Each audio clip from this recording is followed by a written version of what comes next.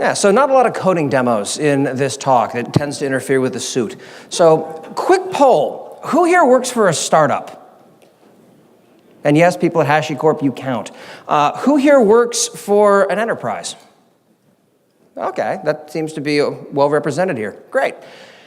Who the hell am I to speak to, I guess, the differences culturally between the two? I spent years as a consultant to the Fortune 100, but I don't work for them, not directly. I've always been something of an outsider looking in, so this is an observer's perspective on it. I spent a lot of time at different companies doing different things, and for example, if you'll bear with me for a second, including a stint where I was a traveling trainer for Puppet, back when it was called Puppet Labs. So I spent a lot of time traveling around the country, teaching Puppet fundamentals. I was in a different time zone every week.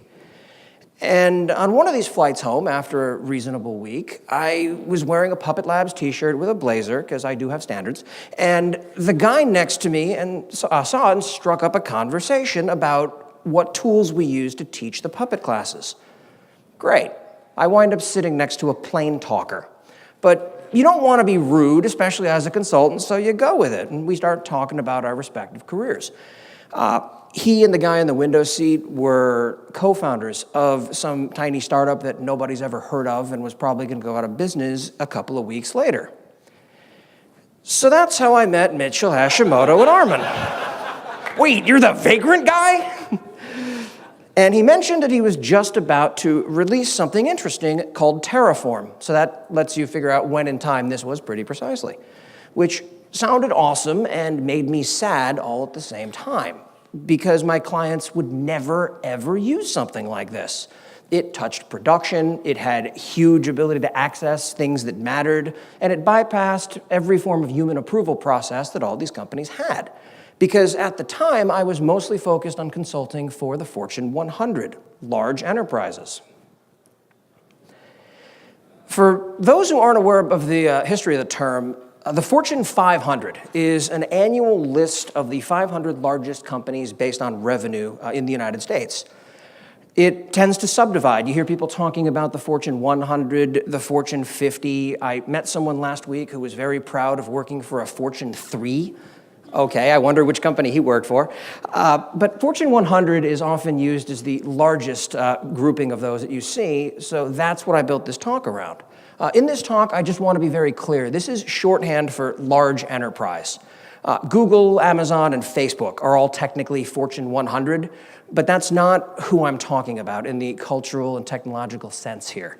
We're talking about banks, energy companies, insurance companies. Think places outside of the tech bubble full of people who dress like I do.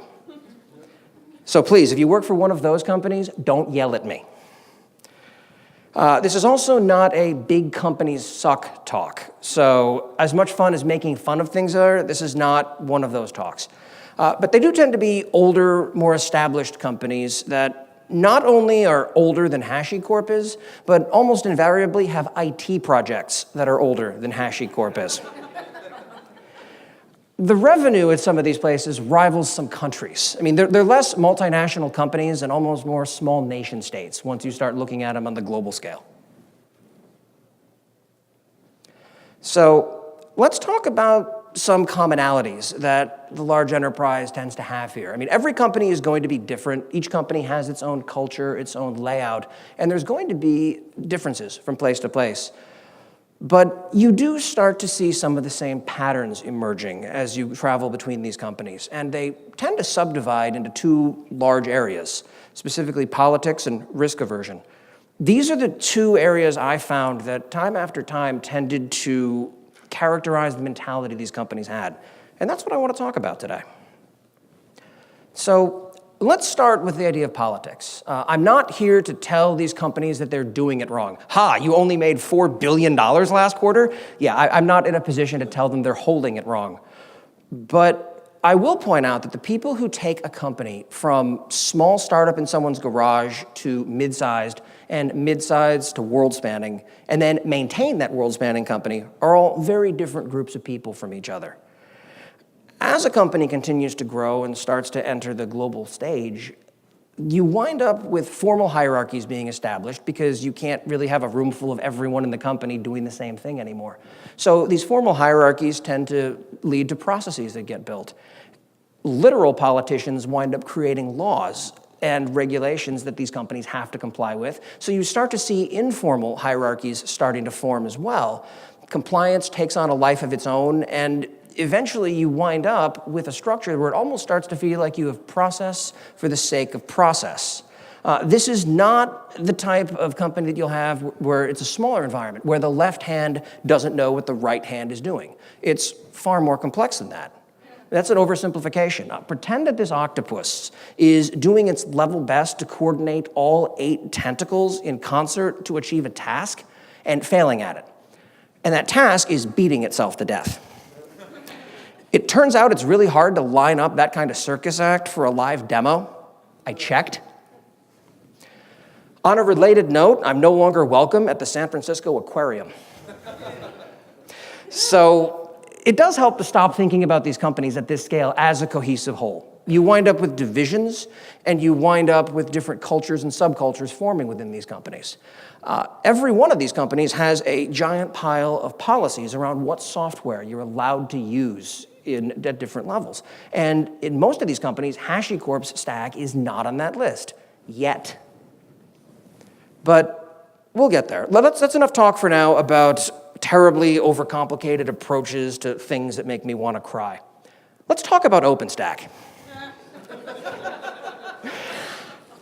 I once did a project for a giant company where my entire project was roll out an OpenStack cluster across a couple of hundred nodes as a consultant working by myself. Okay.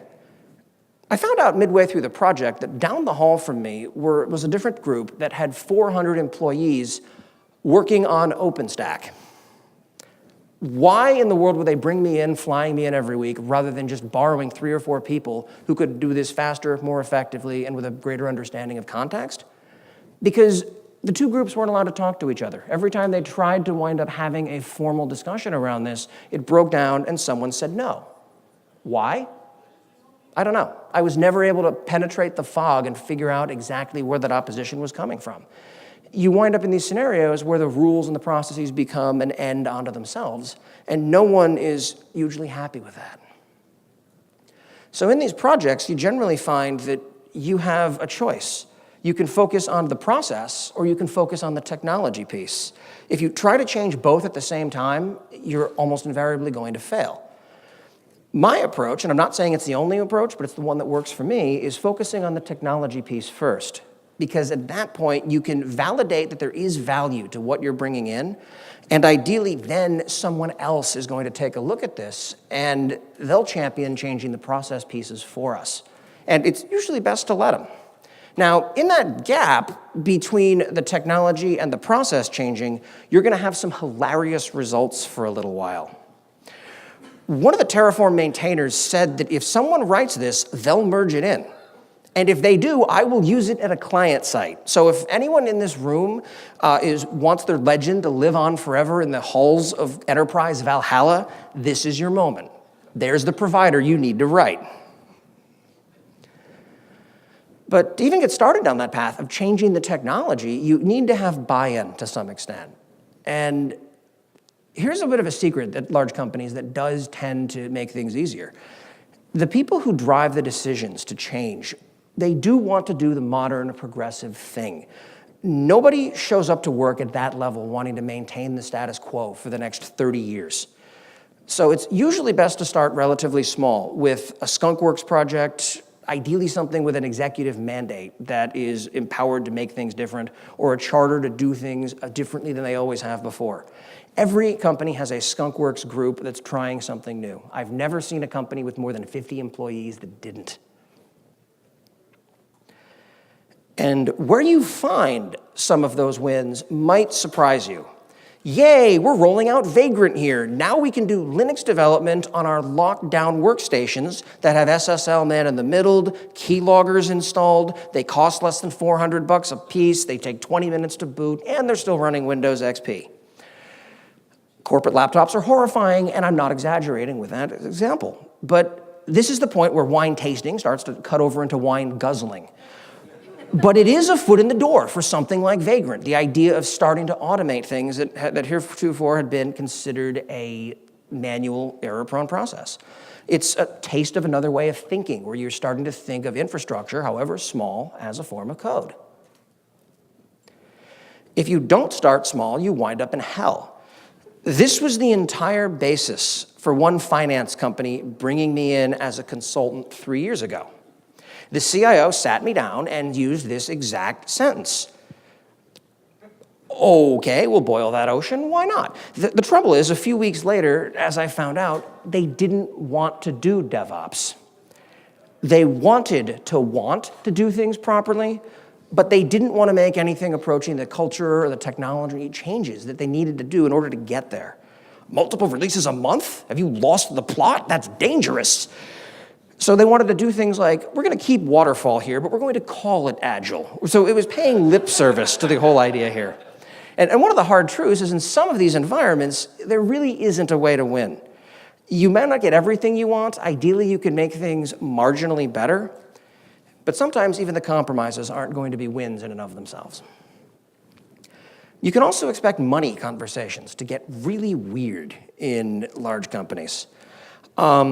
If I wanted to do some of these projects at a large company, the way that I would approach it if I have a magic wand is I would wind up trying to hire a team of 20 developers and get budget approval for it. Then I would hire 5, but they would cost the same as a team of 20 developers. The problem is that is not even a starting proposition for most companies, because that would disrupt the salary bands. Suddenly you have the heresy where a software developer is making more than a VP, and we certainly can't have that. But this, incidentally, is one of the reasons why companies like to bring in outside consultancies to address these things, because they can get the talent they need without having to disrupt some apple carts. It tends to have cascading effects up the food chain otherwise if you start trying to break those rules.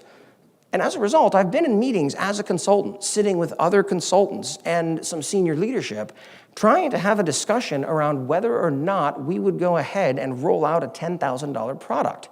As best I can tell, that meeting cost more than the product did. And at the end, they decided, no, the product was too expensive. They're going to build one in-house instead. So yeah, politics drives a lot. If you're familiar with the OSI model, it's layer 8. And it's half of understanding the enterprise philosophy. The other half, from my point of view, is risk aversion. And this is not restricted to companies. This applies to people, too. You'll fight harder to avoid loss than you will to gain something. If you go out to the vendor row and win a contest and you gain $100, you'll feel good, but you'll forget it by next week. If I rip you off for $100, you'll remember it forever. Companies tend to fall subject to that same psychological trap. What this graph illustrates is a common growth curve or maturity model of companies as they rise and fall. It applies to almost any industry, and there are different stages. In the first couple of stages, you embrace change. You're in growth mode. Think startups, and everything's great. By the time you get to the stability point of this, you wind up with a situation putting on the brakes makes sense, because now you have something significant to lose. If you change or innovate and it goes poorly, you've suddenly advanced into stage 4. So the focus shifts away from innovation and growth on over into the idea of preservation instead. So risk analysis winds up driving more and more decision-making at these environments to stave off that decline. I was once being vetted for a role where I was being told, oh, you should come and work here. It's like a startup inside of a larger company. So I talked to the CTO about this at some length. Turns out their idea of startup was you come in, you work really hard, you don't get a lot of pay, and maybe if things go really well, you'll get a 40% bonus. So, it's like a startup without the upside. Got it. But theoretically, if they had doubled their sales, they would have had a complete monopoly on the market. There was no 100x opportunity there. So as much as some of these companies want to do this startup thing, it doesn't usually play out that way. I've been in other shops where in order to make a schema change to a database, you had to get the sign-off from 6 different SVPs because a schema change once caused a massive problem. So now you need 6 senior leaders who haven't touched code themselves in 20 years, having to sign off on any change that goes out. So as a result, you almost never saw a schema change, and you just worked around it in code horribly. It's also worth pointing out that the people who populate different companies in different stages tend to be different people. A rock star, fantastic super ninja at a growth stage company will get themselves fired at stage 3. Excellence is inherently situational. So someone who thrives in one company will not do well at another. And that's just the nature of the world to some extent. Back in 2008, we talked a bit about the large financial companies during the financial crisis, where large banks were described as being too big to fail. The challenge is once you're at a sufficient size and scale, the other side of that coin is that you wind up becoming almost too big to succeed in some ways for certain definitions of success. You're not willing to take the gambles and make risks. Your focus turns instead to minimizing downside risk. So how do you do it? It's hard to increase profits if you're not willing to gamble, so you look at the other side of it. You start cutting costs. You wind up paying people less and less. You wind up getting an obnoxious process around it, which is why you need to spend 3 hours of whatever you cost in order to expense a $50 book in some shops. They start focusing on the wrong part of the story at some point. A lot of these companies are also tied to the idea of tremendously slow release processes. The idea of releasing once a month is dangerously fast. They wind up having compliance concerns. Their partners need to sign off on it. Legal has to look at it up one side, down the other. I mean, this is not news to anyone in this room. The idea the smaller a release is, the more frequently you can do them because it's not that big of a deal if you have to revert because it's a small set of changes. Roll up into one giant monthly release, 5,000 changes from 200 developers, and suddenly when something breaks, and spoiler, it will break, you get to spend a lot of time with Git blame figuring out exactly what's happened. And the worst part about all of this is that these companies, by slowing down the releases, have a good point. It makes sense for them, given their model. I mean, let's not kid ourselves for a second here. If you screw up a Terraform config and you go ahead and apply that, you can destroy huge swaths of infrastructure that at the enterprise global scale will make headlines. Enterprises are rightly conservative about anything that touches active production. And as a result, it does fall on us as advocates for doing things in a more modern way to start building in guardrails so that some well-meaning moron in a suit, can't take out the power grid because I forgot what branch I was on. Companies want to, on some level, use tried and true technology. It's a common pattern, and it really becomes their fundamental philosophy. This pervasive belief that if you're careful enough, nothing horrifically good or bad will ever happen to you.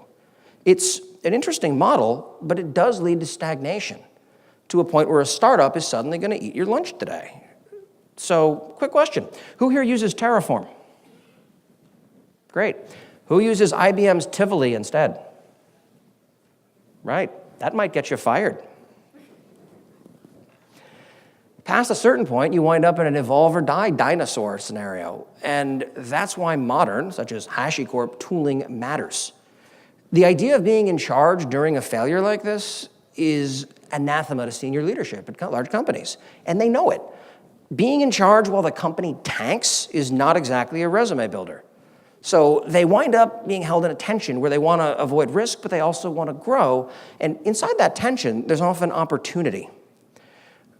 An example of that is a lot of these companies want to have tremendously expensive and responsive support contracts. That's one of the reasons I'm so glad to start seeing the enterprise offering that we're starting to have coming out of HashiCorp. If your legacy mainframe breaks at some giant company, you would be amazed at how many AS400 consultants materialize as if by magic to fix it because they've been doing this for 40 years. The rest of the year, they're sitting there like the Maytag repairman waiting for the phone to ring. But every once in a while, when something expensive and important breaks, it's all hands on deck, and suddenly there's a massive effort to fix these things. So I put together a few practical tips regarding ways to approach this in the general sense. If you've got specific questions around anyone's particular environment or how to approach an interesting problem, please feel free to reach out to me. My Twitter handle's at the bottom of all my slides. My DMs are open. You can tweet at me, whatever makes you happy. It pays to start off small when you're doing something like this. You want to validate the win first. Start by replacing some crazy build scripts with Packer before you try to replace all of the secrets management with Vault, for example. Find something that's currently really painful and replace it with something that isn't actively horrible. It helps to show people a glimmer of hope, which gets them down to the next crumb as you lead them into a modern environment. If you go to an insurance company and try to replace the AS400 with a Dockerized microservices infrastructure being driven by Nomad, you're going to be thrown out of the meeting. Because if that ancient dinosaur of a computer dies, or if that service even flickers, there are potentially billions of dollars in revenue loss and fines at stake, not including the brand or reputational damage tied to this. So let's put a pin in that one for a minute. You can also tend to expect some people to be opposed to what you're doing as you work through these companies, and you should have something resembling a plan to mitigate that.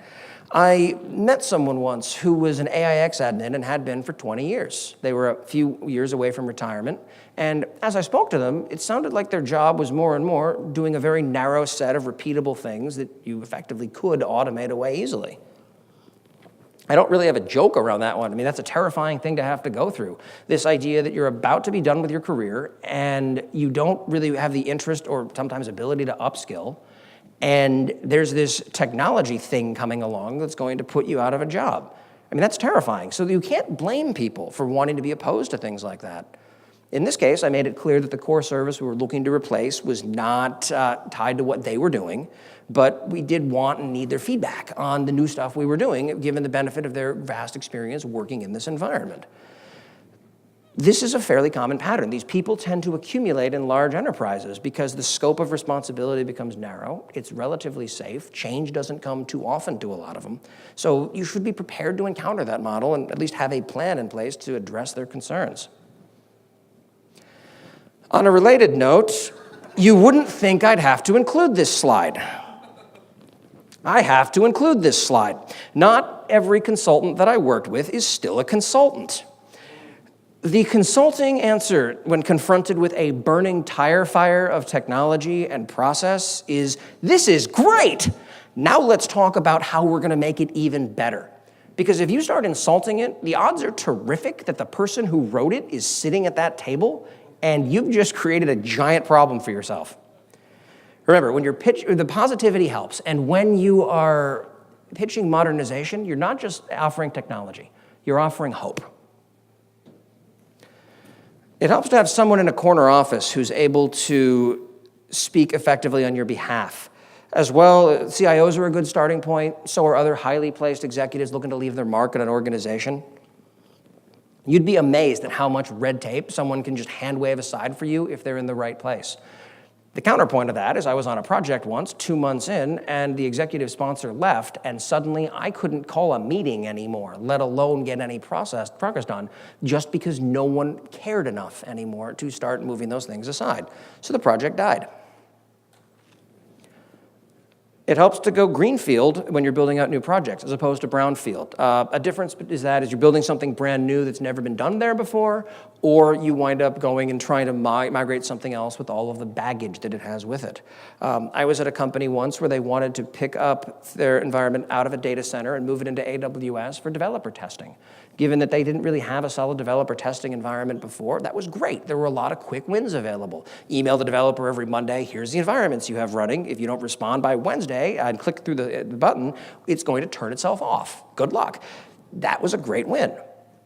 Versus the environment where we had to pick a legacy 20-year-old application out of a data center and throw it into Amazon. The application wasn't architected for anything such as non-determinate latencies. It had no idea how to handle a new node being spun up and another one being turned off. The application architecture didn't support it. So the idea, in theory, is to go for greenfield projects. The unfortunate truth is that that green field is full of cow poop, because there's always going to be some form of legacy baggage in these large environments coming along for it. It's very unlikely in many of these companies you're going to get the chance to work on something truly new. It does help to wind up finding other large companies that are doing effective things in the space. Let me tell you from personal experience, when it comes to Vault, this sucks. It turns out that no one really wants to go on record as a large financial company and talk about how they're doing secrets management internally. In those scenarios, I find that reaching out to HashiCorp has paid dividends in the past, where they can start putting you in contact with people who are willing to speak to other companies in your space, and that starts to get things flowing along. Because as it turns out, this startup from last week, Twitter for Pets, is not as compelling a pitch when it comes to things that companies care about. Another huge win for everything that HashiCorp tends to put out is the idea of a sane audit trail. This effectively checks every compliance box that a lot of these companies tend to have. I mean, obviously, you do need to work with that. You may only want to run this on blessed systems that have access to this and then capture all the output and log that into your collectors versus, well, I'll just run it on my laptop, and then I'll probably remember to put the logs somewhere useful. The idea of having all your configuration live under version control, great model. Pro tip, though, if you start calling it configuration, you're going to get more pushback than if you call it code. I mean, I don't consider a JSON data structure to be code in the traditional sense, but the way these companies think about things, it's better to call it that, just because they can conceptualize it better and it gets you closer to how you want to roll things out.